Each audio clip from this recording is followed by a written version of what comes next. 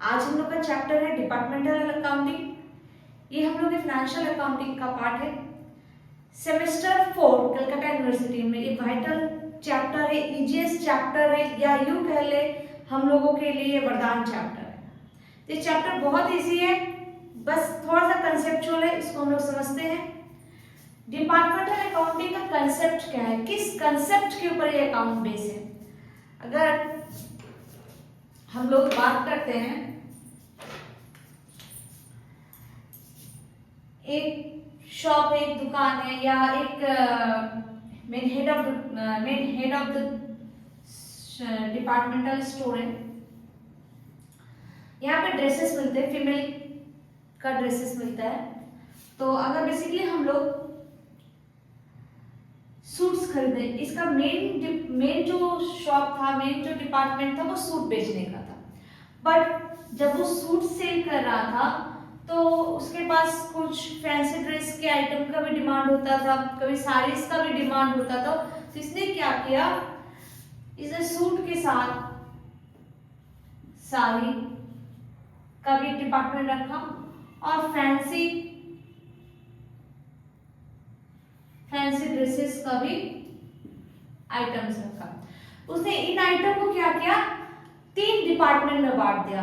3 department मतलब एक fancy dress का डिपार्टमेंट था, एक साड़ी का डिपार्टमेंट था, एक सूट का डिपार्टमेंट था।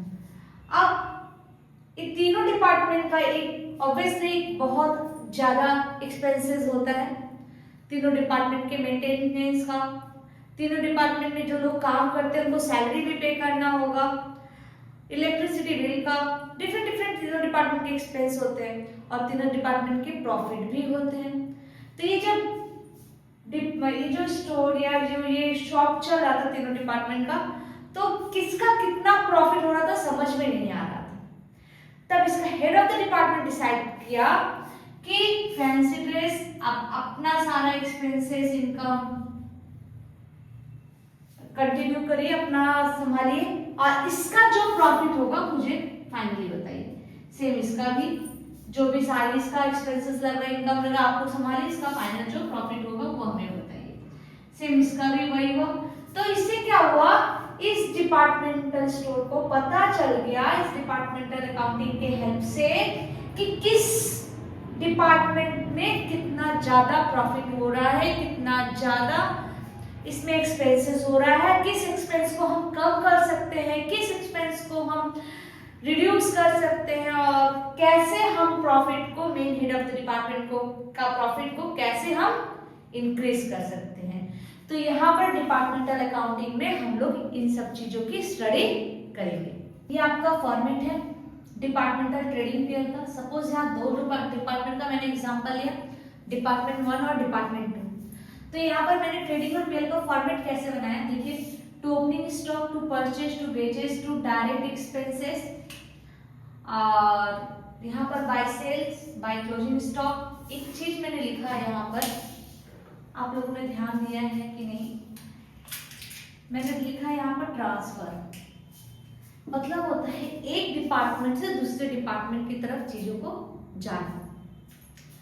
जैसे यहाँ पर डिपार्टमेंट ट्रांसफर कौन किया है, डिपार्टमेंट 2 मतलब गिवर जब भी रहेगा तो हम लोग सेल्स मतलब सेल्स की तरह ट्रीट करेंगे, गिवर जो भी रहेगा सेल्स की तरफ। यहाँ पर सपोज ट्रांसफर किया है डिपार्टमेंट 2 ने, और किसको ट्रांसफर किया है, डिपार्टमेंट 1 के, मतलब रिसीवर है यहाँ पर डिपार्टमेंट 1। तो रिसीवर मतलब परचेस की तरह ट्रीट करना, और गिवर के मतलब क्रेडिट सेल की तरह ट्रीट करना।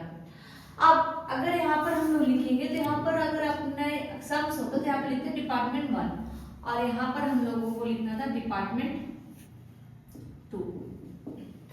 तो डिपार्टमेंट 2 दे रहा है, डिपार्टमेंट 1 रिसीव कर रहा है, और डिपार्टमेंट 1 दे रहा है 1 को दे रहा है, और डिपार्टमेंट 2 गिवर, यहाँ पर गिवर रहेगा department 2, who is the receiver department 1।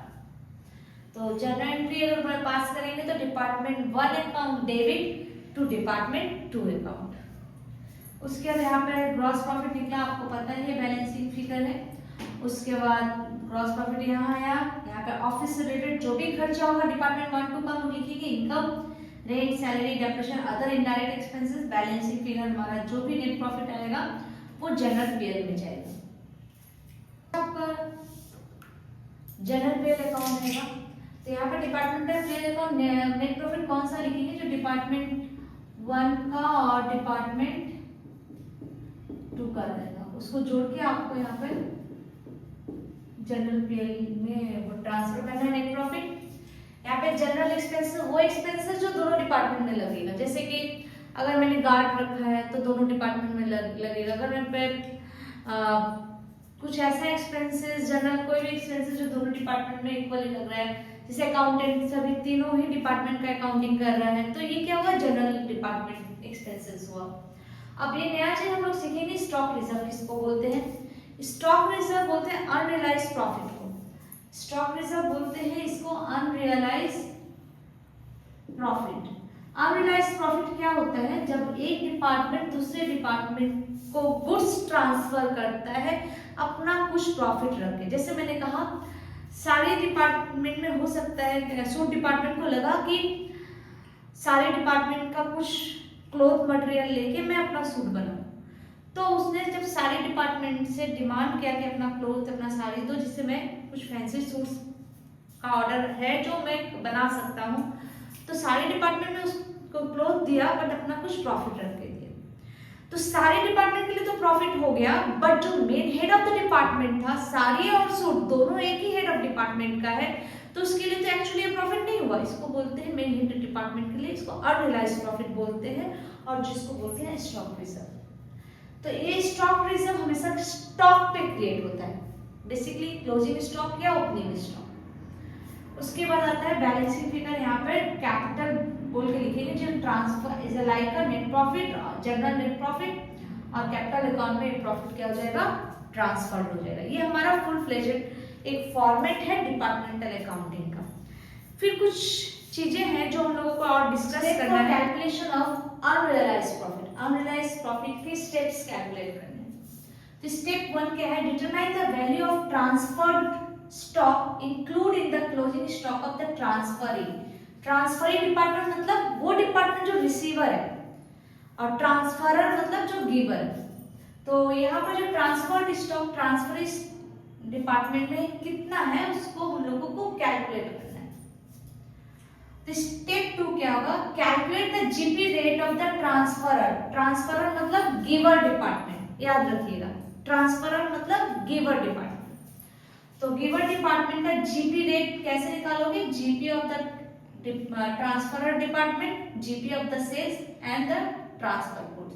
हमेशा याद रखिए ट्रांसफरर मतलब गिवर, तो उसके इससे हम लोगों को मिल जाएगा जीपी रेट। जीपी रेट के हेल्प से जीपी रेट को हम लोग होल्ड करेंगे, फिर स्टेप 3 में कैलकुलेट करेंगे, calculate transferred portion of unsold stock in the transferee मतलब रिसीवर। ट्रांसफरी के डिपार्टमेंट में अनसोल्ड स्टॉक में कितना पोर्शन ट्रांसफर गुड्स का है, अनसोल्ड स्टॉक में कितना पोर्शन ट्रांसफरर का है मतलब गिवर का है। तो transferred goods purchase plus transferred goods plus direct expenses into unsold stock, इसका लिखेगा ट्रांसफरी मतलब रिसीवर डिपार्टमेंट का लिखिएगा। सारा आपने कैलकुलेट कर लिया, आपके पास अनट्रांसफर्ड पोर्शन ऑफ अनसोल्ड स्टॉक आ गया। तो लास्ट स्टेप हम लोग को कैलकुलेट करना है, क्या है, स्टेप 4, जिसमें हम लोग अनरियलाइज्ड प्रॉफिट कैलकुलेट करेंगे। Step 4 provision of unrealised profit कैसे कैलकुलेट करेंगे, transferred portion of unsold stock into GP rate. Step 2 से हमने जीपी रेट निकाला, स्टेप 3 से अनसोल्ड पोर्शन कर लो। ये unsold portion of the transferred goods प्रसाद की तरह निकाल के दिया रहेगा, उससे आपको जीपी रेट मारना है। तो ये आपको पूरा का पूरा फॉर्मेट हम डिपार्टमेंटल अकाउंटिंग का दे चुके हैं। कमिंग वीडियो में हम लोग इस पे सम्स बनाएंगे, तब तक इस वीडियो को बहुत अच्छे से पूरा एंड तक देखिएगा, स्टार्टिंग फ्रॉम द एंड, अच्छे से कंसेप्ट को समझिएगा। नेक्स्ट वीडियो आप लोगों के लिए सम्स का रहेगा। टिल देन क्या बोले इसके, take care, goodbye and subscribe my channel and share and share share and share.